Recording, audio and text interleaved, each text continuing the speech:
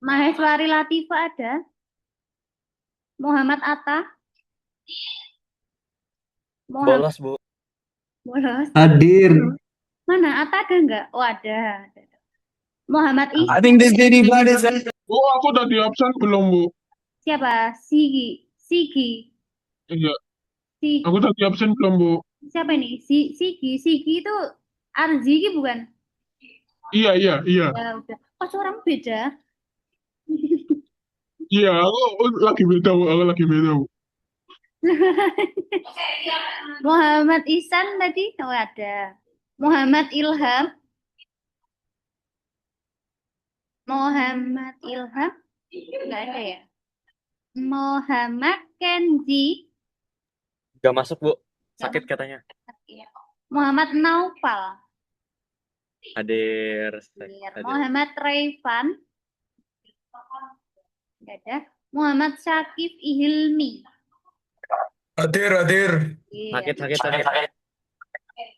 Oh, wait. Muhammad Umar.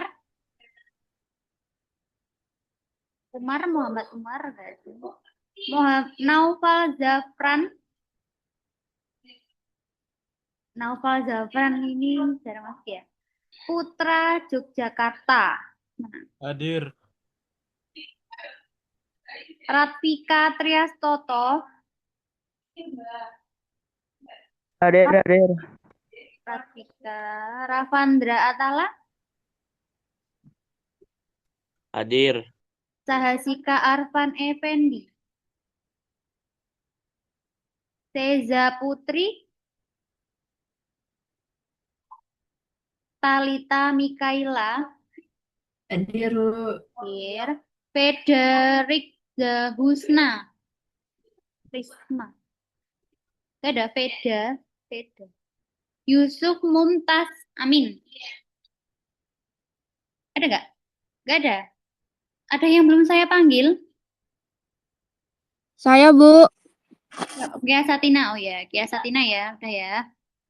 Baik, ini baru 22 yang tergabung. Bentar. Baik, untuk hari ini kita melanjutkan materi yang kemarin ya. Kemarin kan kita belajar tentang apa kemarin, masih ingat nggak? Materinya apa? Pas hari Senin ya, karena Jumatnya libur. Masih ingat nggak kita belajar apa? Apa? Unsur. Ya, unsur dan senyawa. Nah, hari ini kita akan melanjutkan materi campuran. Bentar, saya share screen dulu.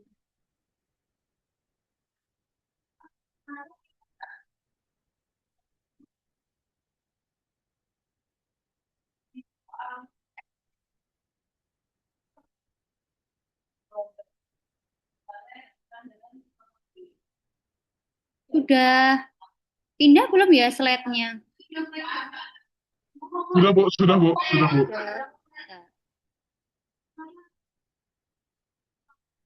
Bentar ya.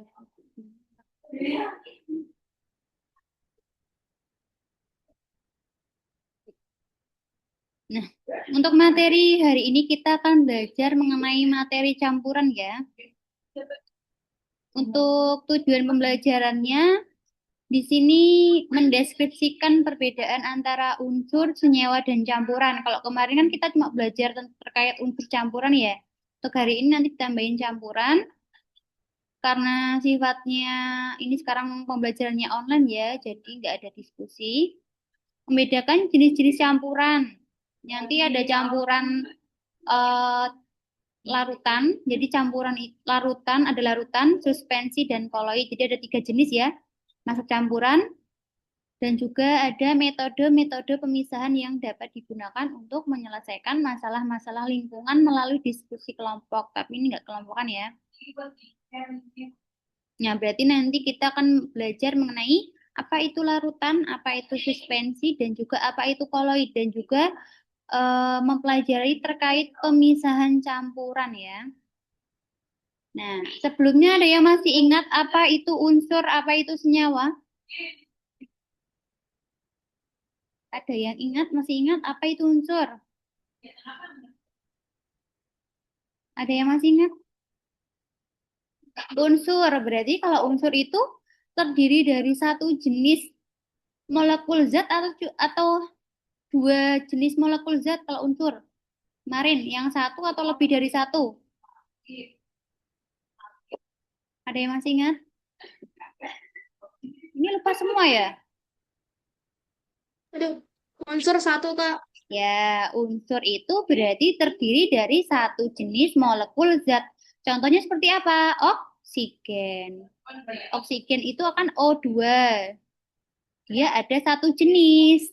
Berarti dia masuk unsur. Nah, kalau senyawa berarti lebih dari satu jenis. Contohnya seperti CO2. Ada unsur karbon dan juga ada unsur oksigen. Makanya dinamakan CO2. Itu ya. Coba dari gambar ini, coba perhatikan kedua gelas pada gambar ini. Keduanya sama-sama air yang dicampur sesuatu. Tapi kenapa di gelas A kita masih bisa melihat butirannya, sedangkan di gelas B zatnya seolah-olah hilang. Ada yang tahu ini cairan apa? Bentar, kelihatan nggak sih? Ada yang tahu? Ini yang warna kuning nih ya, ini gula. Nah, yang sampingnya ini yang ada sendoknya, ini tuh larutan garam. Nah, kira-kira kenapa kok yang A itu masih bisa terlihat gulanya, tapi yang B tidak bisa terlihat? Ada yang tahu? Berarti ini yang A belum terlarut ya gulanya, tapi yang B itu kan garamnya udah diaduk ya. Berarti sudah terlarut. Nah, di sini nanti kita di materi ini nanti akan membedakan campuran homogen dan juga campuran heterogen.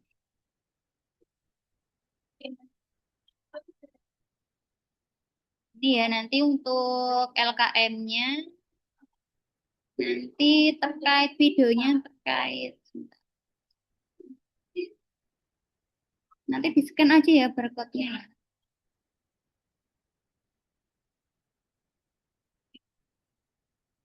Nah, untuk diskusi LKM-nya nanti saya ini ya pandu ya, nanti kerjakan bareng-bareng bersama saya. Nanti menganalisis terkait sungai yang tercemar. Nanti membuat pertanyaan terkait sungai yang tercemar ini ya. Nah, saya jelaskan dulu. Nah, campuran itu dibagi menjadi dua ya, ada campuran homogen dan juga campuran heterogen. Yang pertama, untuk campuran homogen itu campuran dua zat atau lebih yang sudah tidak dapat terlihat lagi bidang batas antara zat-zat yang dicampurkannya. Berarti namanya homogen itu berarti sama ya, berarti untuk campuran homogen itu ada dua zat dicampur, tapi tidak bisa dibedakan lagi. Jadi secara fisik ketika kita melihat campuran homogen itu dia tidak bisa dilihat ya, nggak bisa dibedakan. Misalkan di sini ada ini ya, es lemon ya di sini ya. Nah ini ketika lemon itu dicampur dengan air, itu dia tidak bisa dibedakan. Ini si lemonnya ini sama apa airnya, kan dia sudah larut, sudah diaduk ya.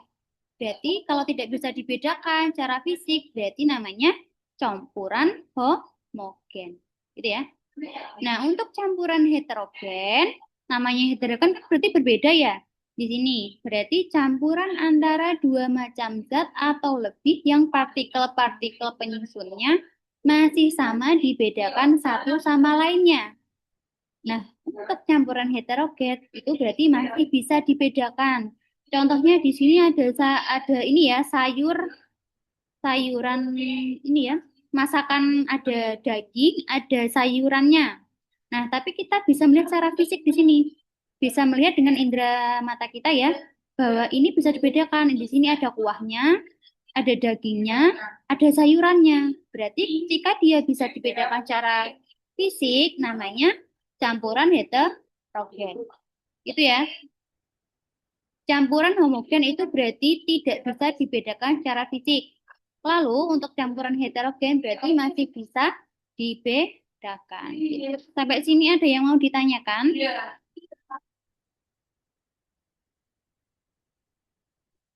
Ini ada yang mau ditanyakan?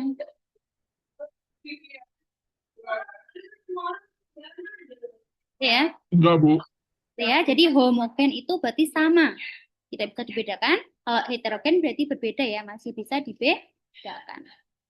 Berarti misalkan kalian tuh melihat campuran, tapi ketika kalian melihat campuran tersebut, tapi tidak bisa dibedakan, kalau tidak bisa melihat, benar-benar nggak bisa bedain, berarti dia masuk campuran homogen. Gitu ya.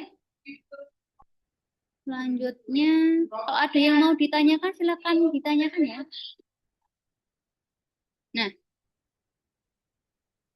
untuk campuran dapat terjadi antara.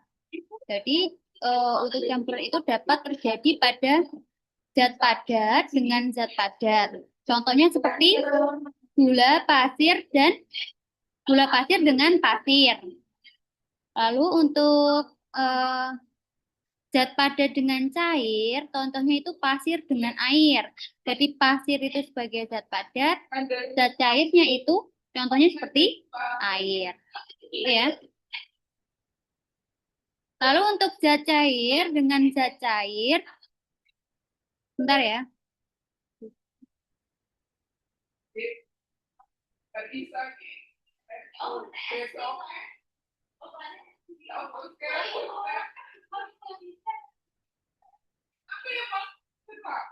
Bentar ya. Nah, jadi ada zat padat dengan zat padat, contohnya gula pasir dengan pasir. Lalu untuk zat padat dengan zat cair, itu ada pasir dengan air. Lalu untuk zat cair dengan zat cair, contohnya ada alkohol dengan air. Lalu untuk zat padat dengan zat gas, contohnya ada debu dan debu di udara ya. Zat cair dengan zat gas, ada oksigen dalam air. Lalu untuk zat gas dengan zat gas, itu ada udara. Itu ya, udara masuk di gas ya. Jadi nggak hanya cair dengan padat, tapi juga ada cair dengan cair, padat dengan gas, dan juga ada juga gas dengan gas. Gitu ya. Nah, selanjutnya perbedaan unsur senyawa dan campuran. Kemarin ya, kalau unsur itu satu jenis atau tunggal, kalau senyawa itu juga sama ya, dia zat murni atau tunggal. Tapi kalau untuk campuran itu bukan zat murni. Kalau unsur itu satu, senyawa itu lebih dari satu, berarti campuran dia juga lebih dari satu. Berarti lebih banyak daripada unsur ataupun senyawa. Gitu ya. Tapi untuk jenis zatnya, unsur itu zat murni, senyawa itu zat murni.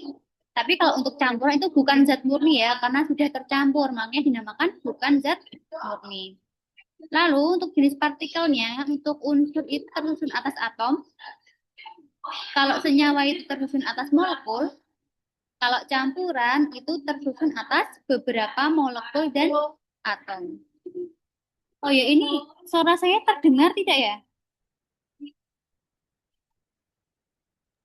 Kedengaran? Berisik nggak ya di sini? Enggak kok. Hah? Gimana? Enggak. Enggak, ya udah. Saya lanjutkan ya. Jika ada yang bertanyakan, silakan tanyakan. Untuk sifat asal zat penyusun unsur sendiri itu tetap sama ya penyusunnya. Untuk senyawa, sifat asal zat penyusunnya itu tidak ada lagi. Lalu untuk campuran itu masih tetap ada, jadi kelihatan gitu ya. Zat penyusunnya campuran itu seperti apa? Misalkan contohnya kayak tadi itu ada campuran antara lemon tadi ya, antara air dengan lemon tadi itu masih bisa dilihat. Oh, itu tersusun antara air dan juga lemon gitu ya. Lalu cara penulisannya itu sesuai lambang, ini lambang ya, salah tipe ini. Cara penulisannya sesuai lambang atomnya.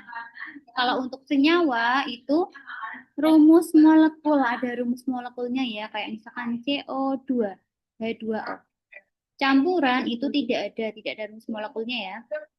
Lalu cara pemisahannya, cara memisahkan zat penyusunnya itu tidak dapat dipisahkan. Untuk senyawa itu hanya dapat dipisahkan secara kimia. Lalu untuk yang campuran itu dapat dipisahkan secara fisika. Berarti untuk campuran ini bisa dipisahkan melalui perubahan wujud zat, misalnya kayak menguap, mengembun, apa lagi? Membeku, seperti itu ya. Nah, berdasarkan sifat fisiknya, campuran dibedakan menjadi 3, yaitu ada larutan, ada suspensi, dan juga ada koloid.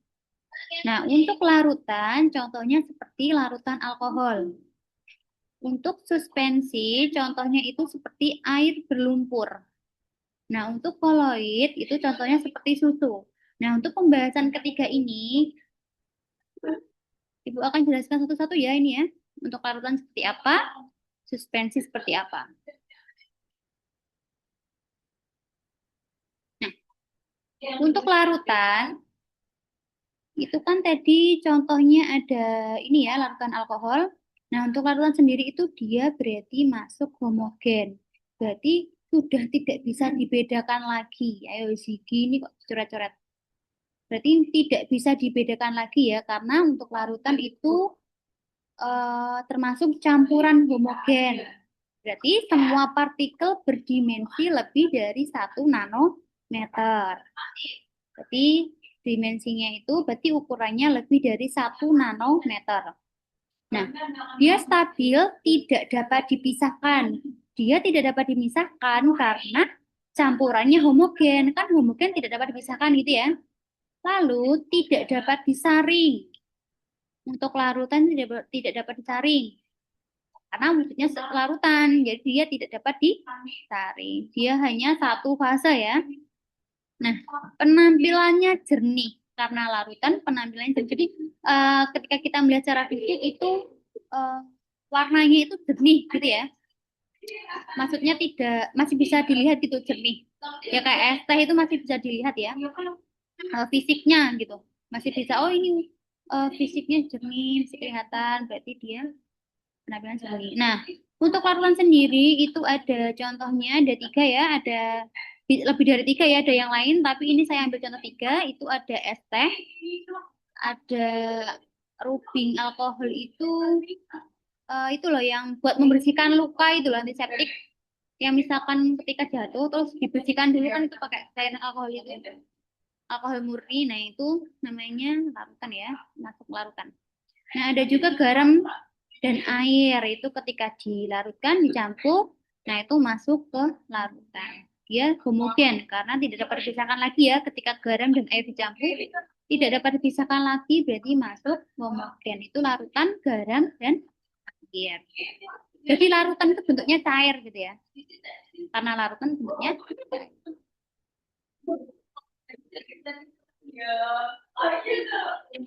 Sampai sini ada yang mau ditanyakan? Ada enggak? Ada yang belum pernah lihat ini? Ada yang belum pernah lihat es teh rubing alkohol ini atau garam sama air? Tentunya nih es teh sama garam air pernah lihat ya? Kalau yang ini, yang tengah ini, Yes, nah. udah pernah ya? Belum pernah, Gigi. Itu loh yang buat antiseptik kayak misalkan luka, terus nanti kan biasanya kan perawat atau dokter tuh buat bersihin lukanya itu pakai ini, pakai alkohol ini. Yang warnanya jernih itu loh. Misalkan luka, terus nanti kan sebelum dikasih obat itu kan dibersihkan dulu biar nanti tidak apa namanya? Tidak itu loh, tidak apa namanya? Tidak apa ya, lukanya itu biar tidak antiseptik itulah, antiseptik. Itu ya.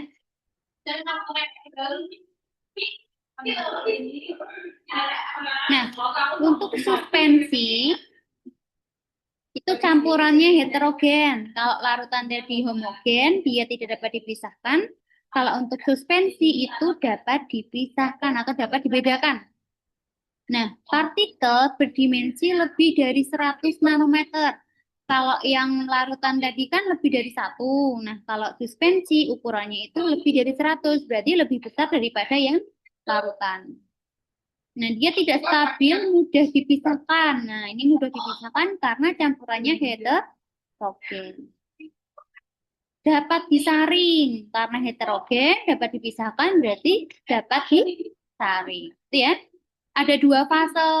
Kalau yang tadi homogen itu 1, kalau heterogen itu ada 2 fase, kan dapat dipisahkan. dipisahkan. Nah, untuk suspensi sendiri itu keruh. Jadi bersifat keruh. Kalau yang larutan tadi jernih, kalau suspensi itu bersifat keruh. Gitu ya. Contohnya ada air berlumpur. Itu masih bisa dibedakan ya. Berarti ketika air berlumpur kan itu kan berarti ada yang mengendap ya lumpurnya. Jadi ada lumpurnya, ada air.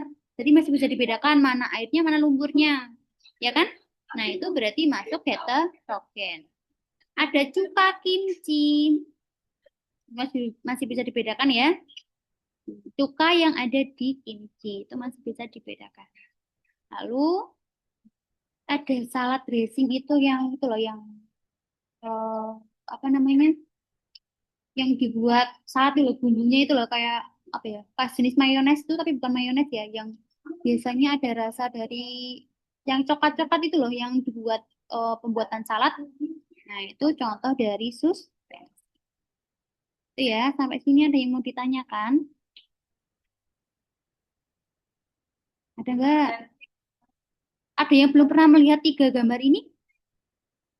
Siapa yang belum pernah melihat?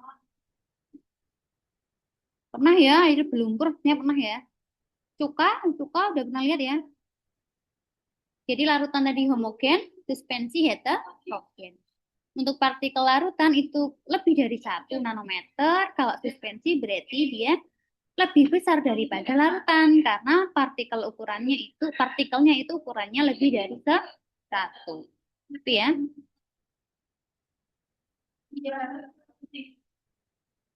Nah, untuk koloid itu heterogen, jadi sama kayak suspensi. Jadinya masih dapat dibedakan. Ketika kita melihat secara fisik dengan indera mata kita masih bisa terlihat, masih bisa dibedakan. Nah, berarti itu masuk heterogen, gitu ya. Nah, koloid sendiri itu berarti partikel berdimensi antara 1 nanometer sampai 100. Berarti di antara 1 sampai 100. Stabil, tidak mudah dipisahkan. Tapi beda ya kalau yang suspensi tadi masih bisa dipisahkan. Kalau tapi dia sama heterogen. Tapi untuk koloid itu tidak mudah dipisahkan karena stabil, jadi tidak mudah dipisahkan. Dapat disaring menggunakan penyaring ultra. Jadi menggunakan penyaringan yang ultra ya. Jadi berkali-kali gitu. Bisa menggunakan misalkan memakai kertas saring gitu. Ada 2 fase untuk larutannya, untuk koloidnya nanti fisiknya secara keruh sampai jernih ya. Kalau yang suspensi tadi keruh, larutan itu jernih. Kalau koloid itu bisa keruh dan juga bisa jernih, gitu ya. Untuk contohnya sendiri ada mayones, ada susu, ada gelatin. Gelatin itu bahan pengental atau bubuk seperti bubuk gitu ya, atau pengental, bahan pengental yang digunakan untuk membuat puding atau agar-agar ya biasanya. Jadi gelatin itu contoh dari koloid, gitu ya. Untuk larutan tadi sifatnya homogen, untuk suspensi itu sifatnya heterogen. Lalu untuk koloid juga heterogen. Kalau yang larutan itu tidak bisa dipisahkan, kalau suspensi itu juga ini ya, maaf. Kalau apa suspensi itu masih bisa dipisahkan, tapi kalau untuk koloid itu tidak mudah dipisah. Gitu ya. Coba kalau yang suspensi tadi homogen apa heterogen? Ada yang masih ingat? Heterogen. Heterogen. Kalau yang larutan homogen apa heterogen? Homogen. Homogen. Kalau homogen itu berarti masih bisa dipisahkan atau tidak? Tidak. Tidak bisa ya. Itu ya. Kalau heterogen tidak. Kalau heterogennya suspensi itu sebentar. Nah, kalau untuk suspensi itu masih bisa dipisahkan, tapi kalau koloid itu tidak mudah dipisahkan. Walaupun sama-sama heterogen, itu berbeda ya antara koloid dan suspensi gitu.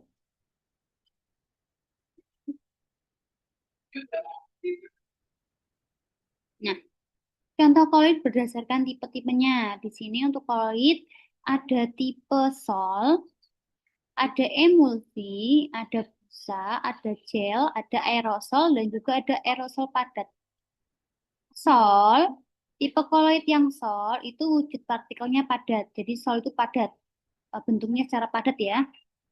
Nah, wujud media pendispersinya itu cair. Jadi kayak untuk melarutannya itu cair. Nah, contohnya ada darah, tinta, zat minyak. Lalu untuk emulsi, emulsi ini wujud partikelnya cair. Wujud media pendispersinya itu susu. Wujud media pendispersinya itu cair.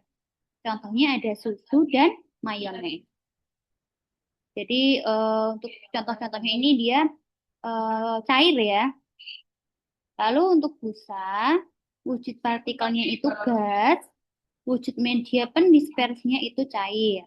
Contohnya busa pencukur, krim kocok. Jadi krim yang itu ya, dikocok itu ya. Nah, untuk tipe koloid yang gel, itu wujud partikelnya cair, wujud media pendispersinya padat. Contohnya seperti jelly dan juga gel rambut. Yang itu ya, buat rambut itu. Lalu aerosol, ada yang tahu aerosol itu apa? Aerosol itu gas ya. Jadi wujud partikel yang aerosol itu ada wujud partikelnya itu cair, tapi wujud media pendispersinya yang bisa dilihat dengan mata, indera kita itu gas. Contohnya seperti kabut. Ada aerosol padat, wujud partikelnya padat, wujud media pendispersinya itu gas. Sama ya. Contohnya asap. Jadi aerosol itu semuanya bentuknya gas gitu ya. Bisa asap, entah itu asap kendaraan, entah itu asap dari apa namanya pembakaran, bisa kabut. Nah, itu dia masuknya gas atau aerosol gitu ya.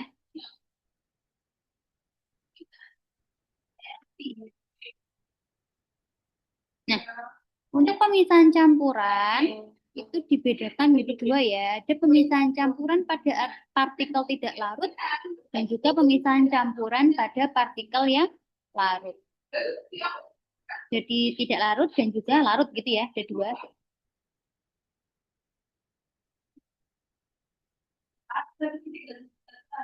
Nah, pemisahan campuran pada partikel tidak larut itu ada dekantasi, ada pengayakan dan penyaringan. Pernah lihat yang dekantasi? Ada yang pernah lihat pemisahan campuran secara dekantasi? Ada yang pernah lihat? Nah, untuk dekantasi itu metode pemisahan campuran padatan dan juga cairan atau dua cairan yang tidak bercampur. Nah, itu di sini dengan cara menuang ya, dengan cara menuang lapisan atas secara perlahan. Nah, itu nanti akan menimbulkan endapan di sini, akan menimbulkan endapan di dasar wadah. Jadi dengan cara metode menuang perlahan sampai ada endapan di sini. Gitu ya. Nah, jadi penuangan, jadi kalau dekantasi itu menuang sampai ada endapan agar padatan mengendap di dasar wadah, gitu ya. Lalu untuk pengayakan dan penyaringan itu filtrasi, berarti memfilter ya, menyaring. Nah, itu contohnya kayak mengayak, diayak. Atau misalkan misalnya buat kopi itu biar apa ampasnya tidak ikut, itu biasanya nanti yang kopi itu loh. Itu kan dikasih ayakan ya penyaring itu biar tidak larut dengan air. Itu ya, ini menuang biar ada endapannya di sini, sampai ada endapannya. Kalau yang pengayakan dan penyaringan itu masih menyaring. Itu pada partikel yang tidak larut. Dan juga ada sentrifugasi. Sentrifugasi ada yang tahu? Nah, dia teknik pemisahan campuran padat cair atau cair-cair.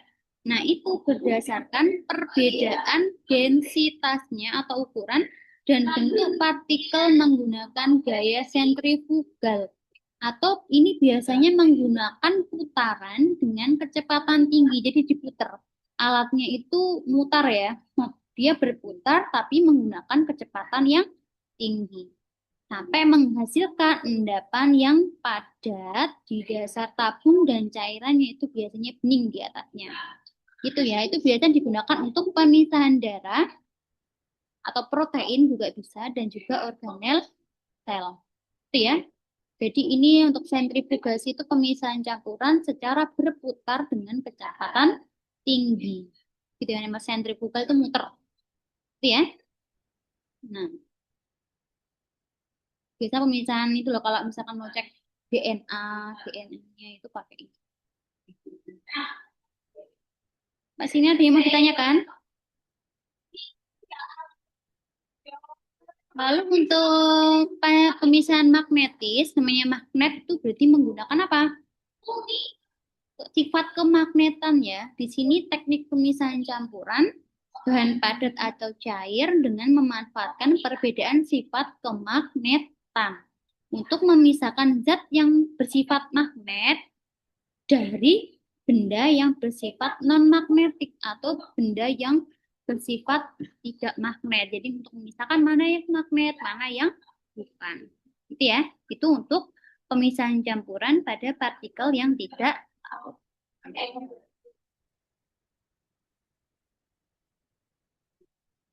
Nah, untuk pemisahan campuran pada partikel larut itu ada secara evaporasi. Tadi yang tidak larut ada ini ya. Yang tidak larut ada dekantasi, ada penyaringan atau filtrasi, ada sentrifugasi, ada pemisahan magnetis. Lalu untuk pada partikel yang larut itu ada evaporasi dan kristalisasi. Contohnya itu penguapan ya di sini evaporasi ya dan kristalisasi. Contohnya pada pembuatan garam. Itu memanfaatkan pemisahan campuran secara evaporasi dan kristalisasi. Kan menguap ya kalau di ini ya kalau di apa dijemur itu kan menguap. Dan dia akan air itu kan kalau udah apa dijemur itu kan dia akan mengkristal ya jadi garam air lautnya. Nah, itu secara evaporasi dan kristalisasi. Lalu kalau penyulingan ada yang pernah melihat penyulingan air? Ada yang pernah lihat? Nah, untuk destilasi atau penyulingan itu metode pemisahan bahan kimia cair berdasarkan perbedaan kecepatan menguap atau titik didih komponennya ya. Nah, di sini berarti misalkan memisahkan alkohol dari hasil fermentasi atau misalkan penyulingan minyak atsiri, pemurnian air, memisahkan air dari garam itu juga bisa menggunakan penyulingan. Dan juga misalkan digunakan untuk industri perminyakan itu kan memisahkan minyak bumi menjadi komponen seperti apa? Bisa jadi bensin, solar, dan juga kerosin. Itu ya. Jadi untuk penyulingan itu bisa air, pemurnian air, penyulingan minyak, dan juga bisa menggunakan pemisahan campuran alkohol tadi untuk memisahkan alkohol dari hasil fermentasi. Itu ya. Dia komponen cair, jadi memisahkan komponen cair dan sering digunakan untuk memisahkan air dan garam. Tadi kan air dan garam itu kan campurannya homogen ya, tidak bisa dihubungkan kalau sudah jadi larutan. Tapi dia masih bisa dipisahkan lagi dengan cara penyulingan. Jadi memakai alat khusus ya. Nah, untuk kromatografi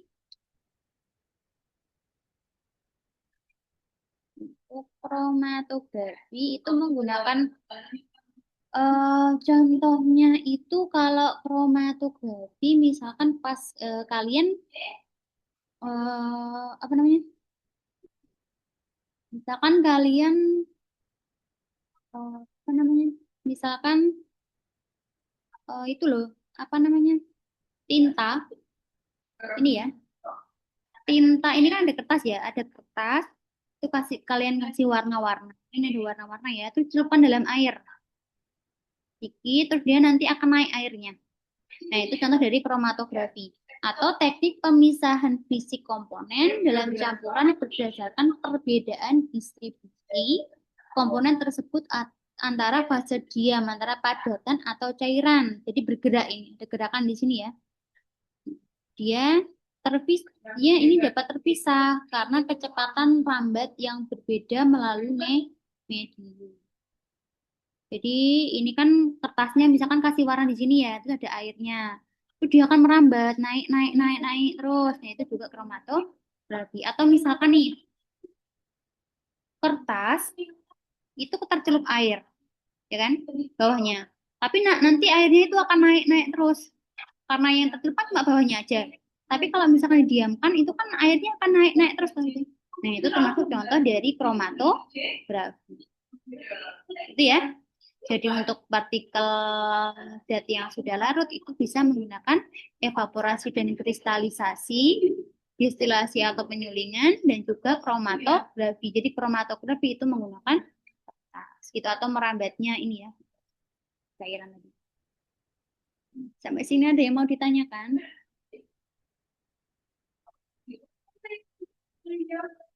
Ada yang mau ditanyakan nggak?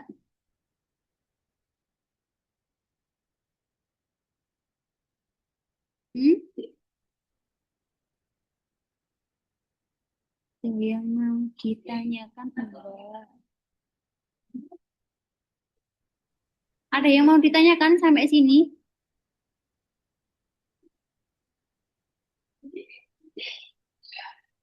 Bentar ya, ini dikerjakan nanti bareng-bareng sama saya ngerjainnya. Ini tinggal saya pandu, terus kalian klik sendiri ya. Coba, bentar. Saya klikkan linknya. Sampai sini ada yang mau ditanyakan nggak?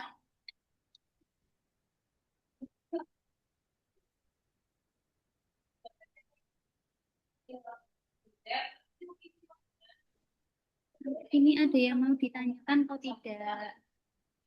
24 ya yang bergabung lumayan. Sudah ditanyakan tidak?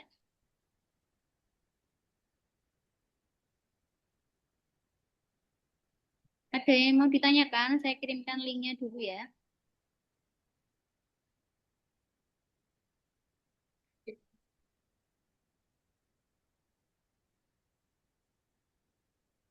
Bentar, saya... Ini sudah terlihat belum ya untuk LKM-nya?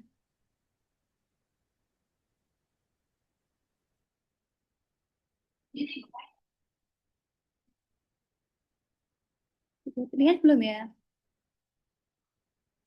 Makanya masih kedengeran kan ya? Saya kirim di room chat ya, coba. Nggak bisa diklik nggak ya?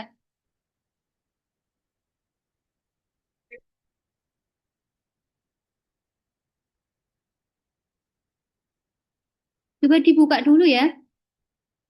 Nanti kita mengisi bareng-bareng.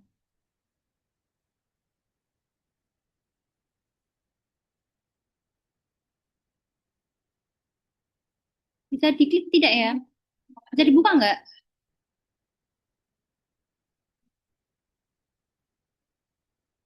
Kok nggak ada yang jawab? Suara saya kedengeran tidak ya? Bisa dibuka.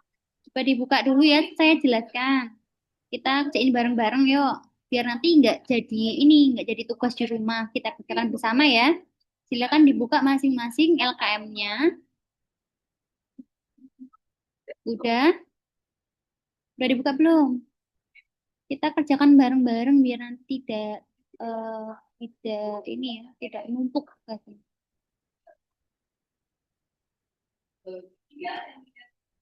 Udah, itu di halaman pertama, silahkan diisi nama kalian, nomor absen, dan juga kelasnya ya. Kelasnya 8G gitu, 8G boleh. 8G ICT atau 8G itu aja boleh. Itu ya. Nanti kalau udah selesai jangan lupa diklik finish ya.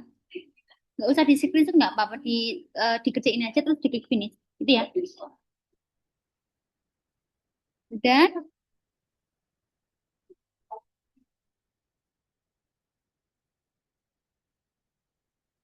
Nah, ini kan di halaman 2 itu ada kasus ya di situ ya. Ada sungai tercemar berbagai jenis limbah. Jadi ada sungai yang tercemar oleh limbah. Nah, itu kalian membuat pertanyaan atau rumusan masalah berdasarkan bacaan sungai tercemar berbagai jenis limbah. Itu kan di tengah kota Yogyakarta terdapat sungai kode yang saat ini dalam kondisi sangat memprihatinkan. Menurut penelitian dari Universitas Gajah Mada atau UGM dan Dinas Lingkungan Hidup, air sungai Code tercemar berat oleh berbagai limbah. Air sungai yang seharusnya jernih kini dipenuhi lumpur, pasir, sampah rumah tangga, limbah industri kecil, bahkan zat kimia dan bakteri berbahaya. Akibatnya, air sungai tidak lagi layak digunakan untuk kebutuhan sehari-hari. Warga yang tinggal di sekitarnya, banyak masyarakat kesulitan mendapatkan air bersih untuk mandi, mencuci, dan memasak. Rumusan masalahnya gimana? Kait campuran, unsur senyawa. Rumusan masalah menurut pertanyaan ya, satu aja nggak apa-apa. Misalkan nih, saya beri contoh ya untuk rumusan masalahnya. Apakah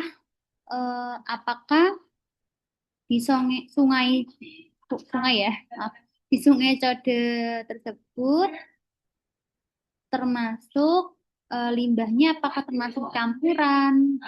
Boleh gitu. Apakah misalkan gini bisa juga apakah di situ kan ada air ya, berarti air campur dengan sampah. Apakah air dan sampah itu termasuk campuran? Atau misalkan sungai Code dan limbahnya itu apakah termasuk campuran? Itu juga boleh. Itu ya, membuat pertanyaan. Satu aja nggak apa-apa. Sudah? Saya lanjutkan ya. Udah belum? Udah belum? Jadi nanti ini ya, saya pandu satu persatu nanti. Berarti ketika pelajarannya udah selesai, nanti tugasnya udah selesai gitu loh. Itu ya. Sudah, saya lanjut ya. Terus nomor halaman 3. Nah, itu halaman 3 itu melihat video ya. Coba diklik ininya, linknya bisa diklik gak? Kalau enggak di scan ya, di ini dulu, di scan barcode-nya. Kalau yang menggunakan satu ini perangkat, misalkan menggunakan handphone aja, berarti bisa di screenshot dulu ininya barcode-nya, terus di scan pakai Google Lens.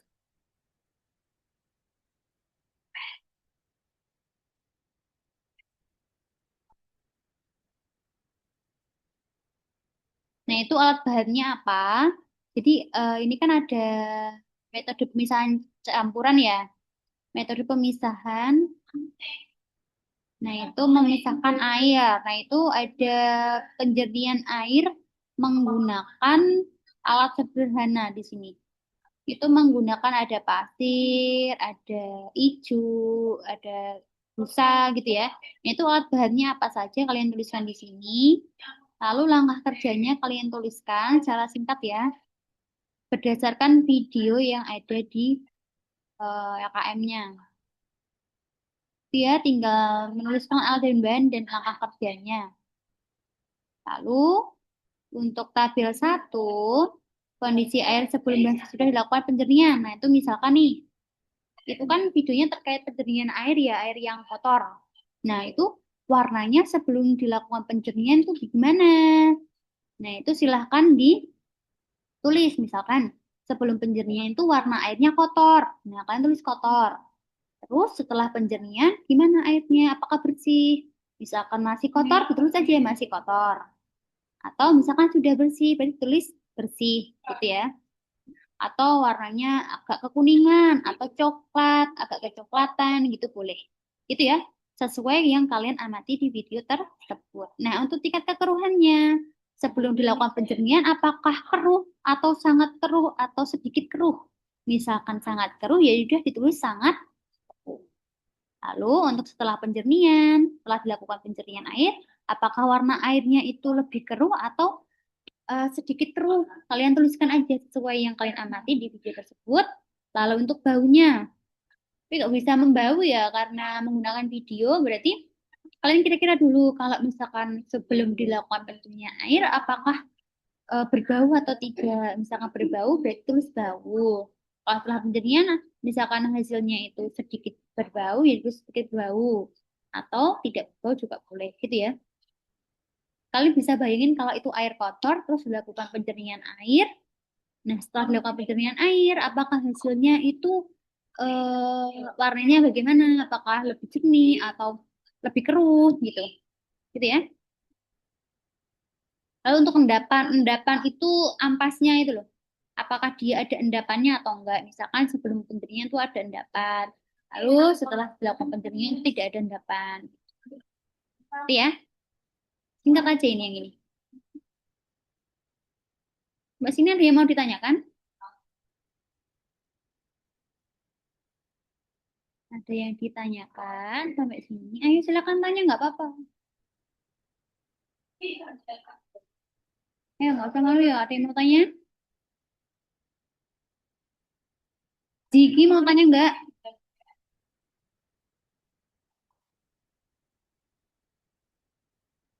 Ada yang mau ditanyakan? Kenapa? Ayo mau tanya apa? Ini jawabannya Nggak nanya, nggak mau nanya, Bu. Aku nggak tahu mau nanya apa, Bu.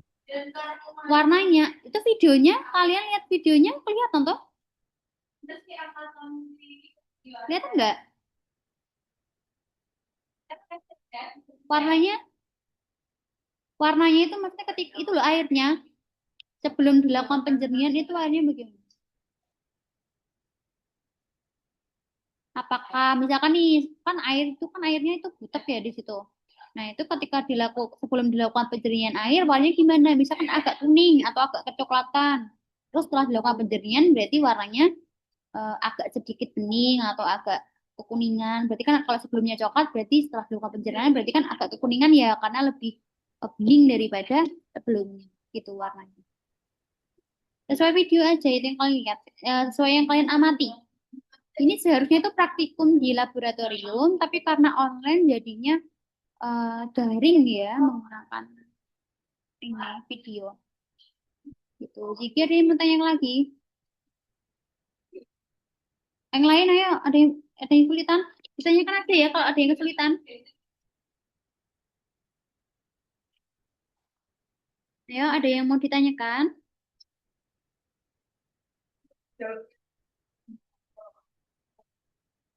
Ada yang mau ditanyakan enggak?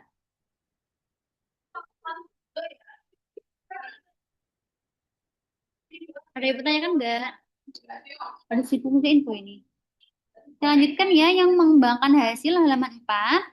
Nah, berdasarkan hasil diskusi dan hasil penelitian di atas, ini ya terkait videonya.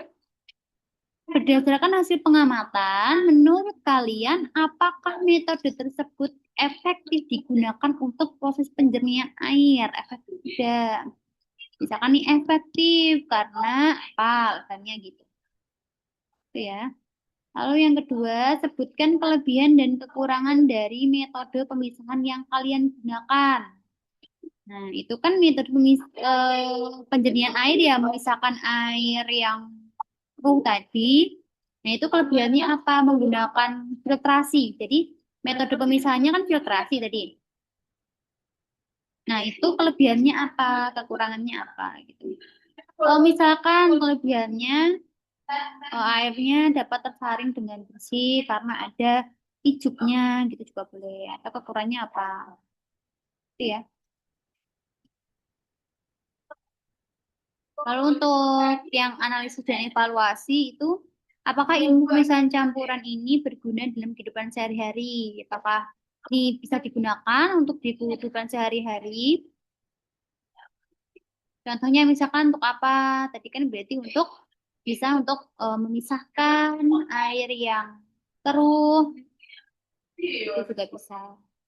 Faktor apa saja yang mempengaruhi keberhasilan penjernihan air? Jadi ketika kalian melakukan, misalkan kalian melakukan penjernihan air ini, faktor apa yang mempengaruhi? Oh, misalkan ini baik ada ijuk, ada gabus, ada busanya. Nah, itu berarti yang mempengaruhi karena untuk memfilternya tinggi.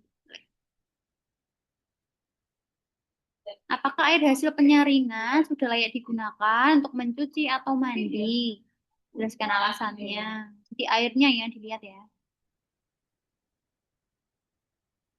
Teruskan 3 hal penting yang kamu pahami tentang pemisahan campuran. Nah, ini kesimpulannya ya terkait pemisahan campuran tadi, yang pendingin air tadi kesimpulannya gimana? Sesuai pendapat kalian aja yang kalian amati dari video tersebut, jadi pendapat kalian, gitu ya. Jadi ada yang mau ditanyakan?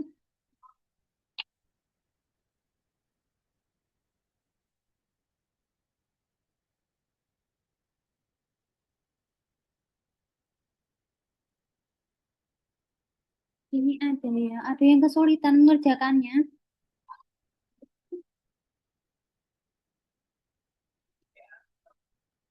Ada yang kesulitan.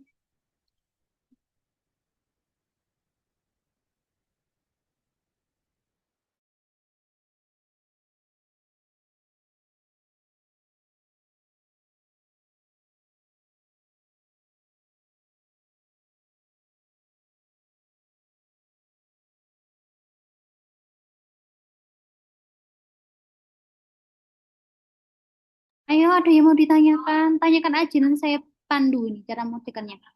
Biar nggak menumpuk nanti. Jadi bareng-bareng kita ngerjainnya ya.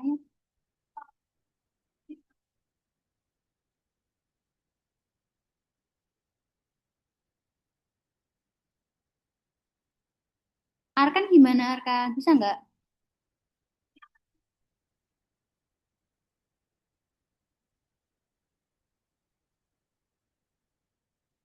Bisa ya.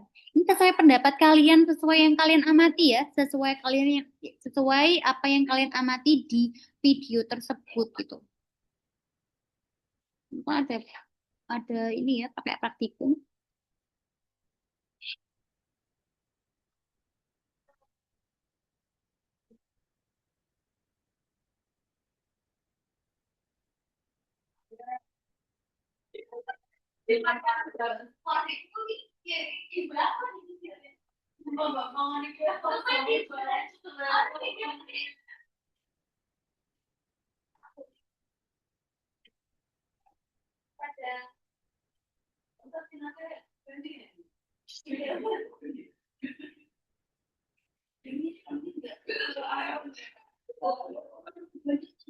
Itu bisa dilihat ya dari videonya.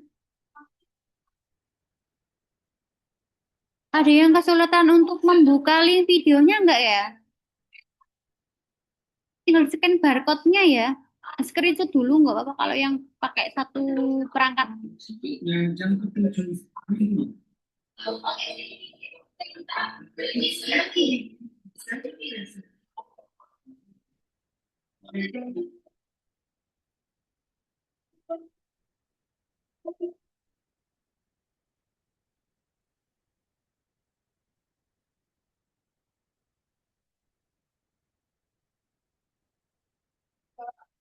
Ada yang kesulitan tidak ini? Videonya jelas kan ya? Bisa dilihat tidak?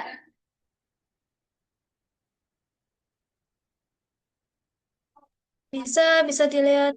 Oke. Nah ini kok cuma satu orang yang bilang.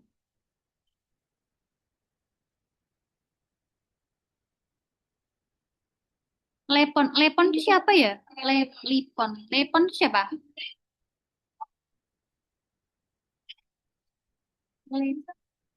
Nanti PPT-nya saya share ya.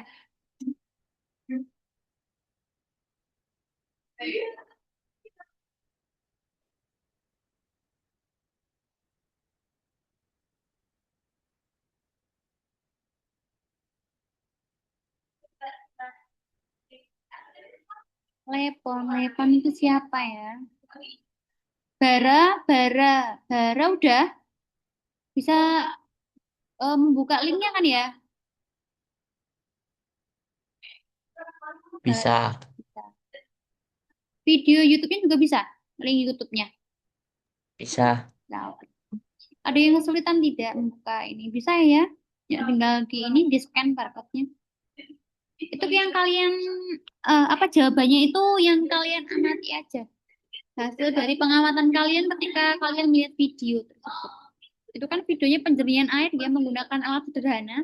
menggunakan botol bekas ya, botol aqua yang 1,5 liter itu. Terus menggunakan alat, ada bahannya itu ada pasir, ada batu kerikil ya, ada ijuk, ada spon. Tuh.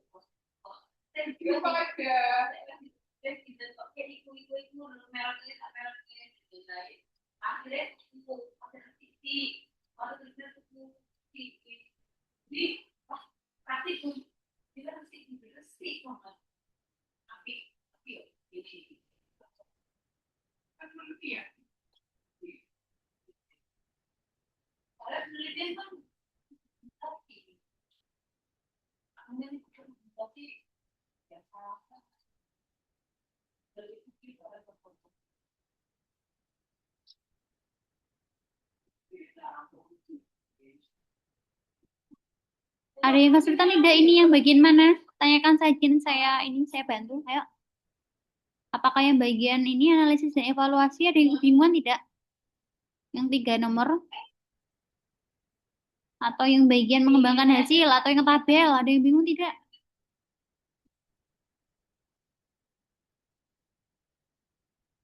Ini namanya penjernihan air ya, penjernihan air menggunakan alat sederhana, menggunakan botol bekas.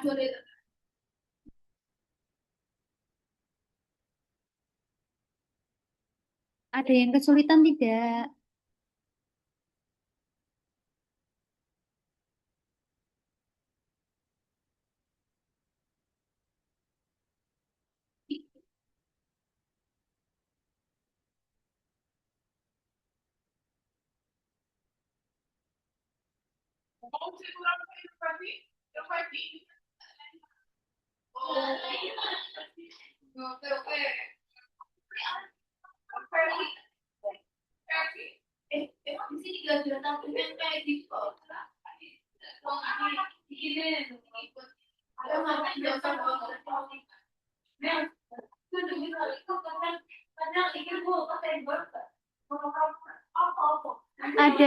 Ada yang mau ditanyakan? Saya bantu ini kalau ada yang mau ditanyakan. Ada yang kesulitan tidak? Atau ada 1 nomor, 2 nomor yang sulit? Saya bantu. Ada? Oh, bisa semua malah ini.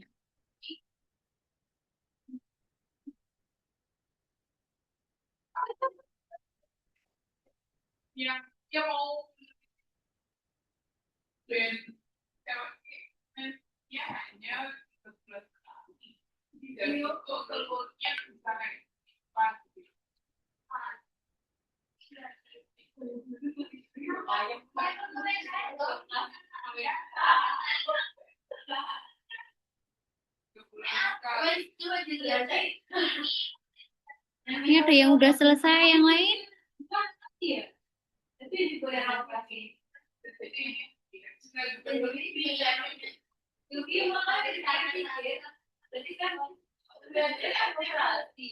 Ada yang mau ditanyakan tidak? Ayo ditanyakan yuk.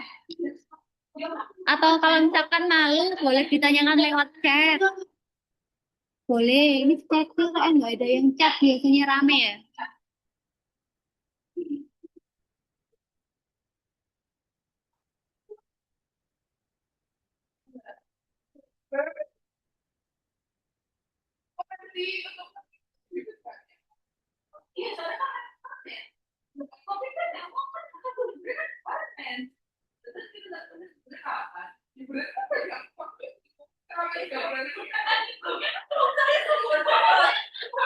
Boleh ada yang mau tanya lagi? Boleh kalau misalkan malu-malu. Lewat.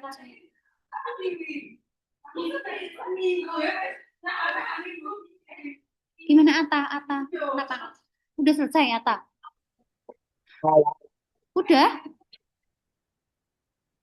Udah selesai Ata? Kalau sudah pencet finish toh, Bu. Ya, kalau sudah diklik finish.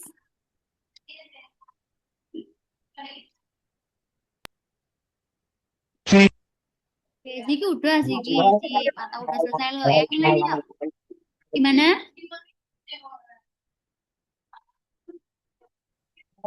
Gimana, Ata?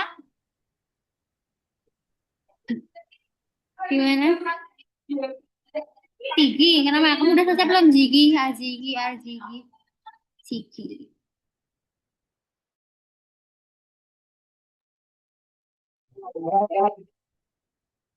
Gimana?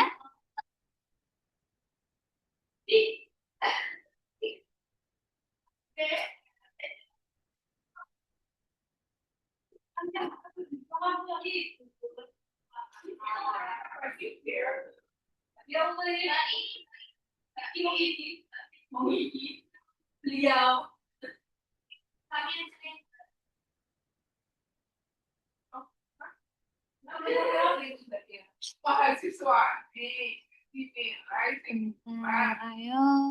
Yang lain, yang udah selesai pakai ini ya, apa ya itu? Raise hand.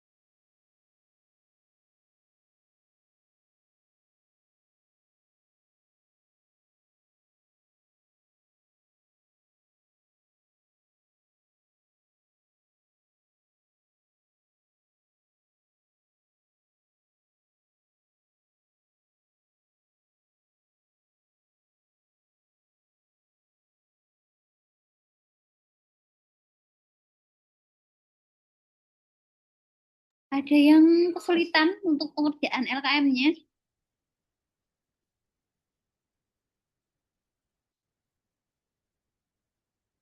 Udah selesai semua belum ini? Apa cuma Ata doang? Ada yang lain yang udah selesai? Fahira udah, Fahira Naima.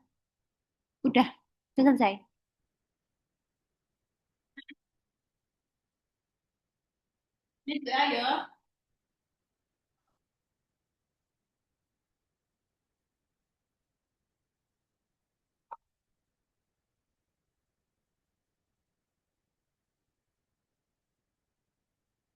Ada yang kesulitan Atau ada yang mau ditanyakan? Ya, silakan.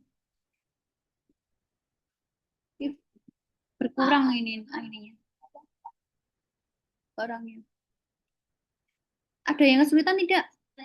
Nanti ini ya, kalau ada yang kesulitan silahkan ditanyakan, mungkin bisa dilanjutkan masing-masing ya. Nanti kalau ada yang ditanyakan boleh ditanyakan langsung pada saya, japri saya, atau bisa lewat grup ya.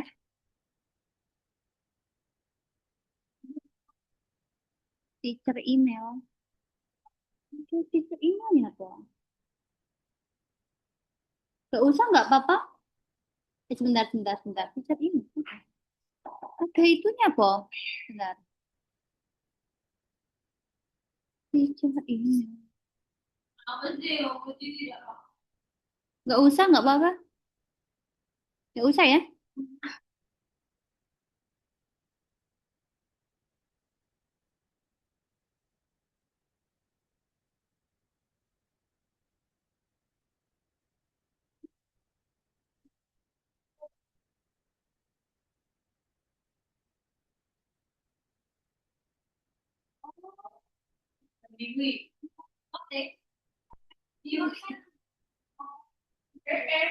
Ada yang mau ditanyakan lagi?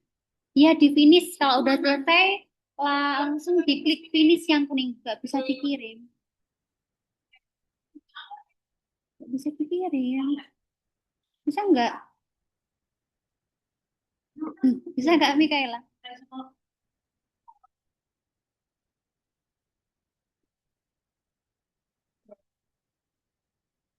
Bisa nggak, Mikaela?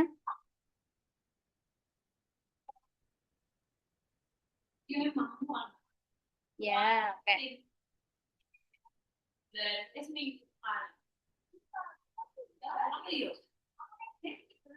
Ada yang lain, ada yang mau ditanyakan? Nah, ada teacher email.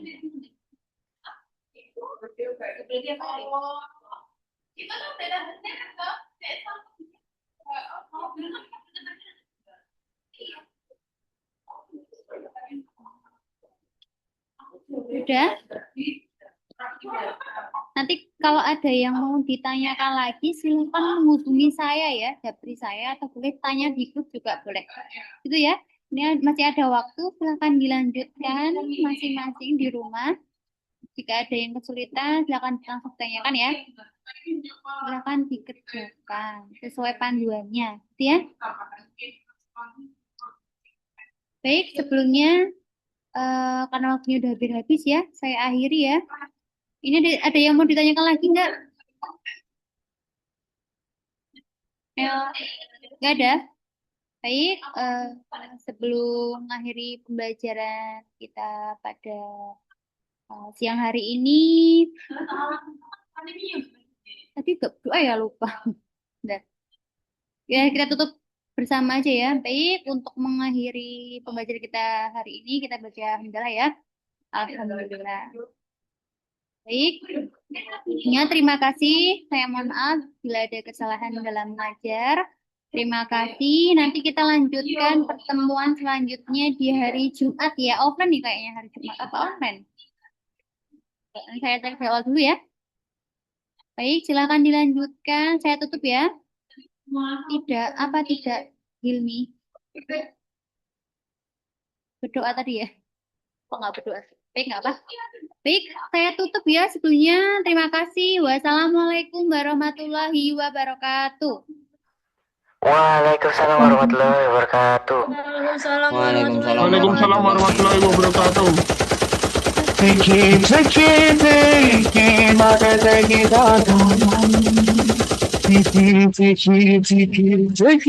Belum keluar sih gurunya sih.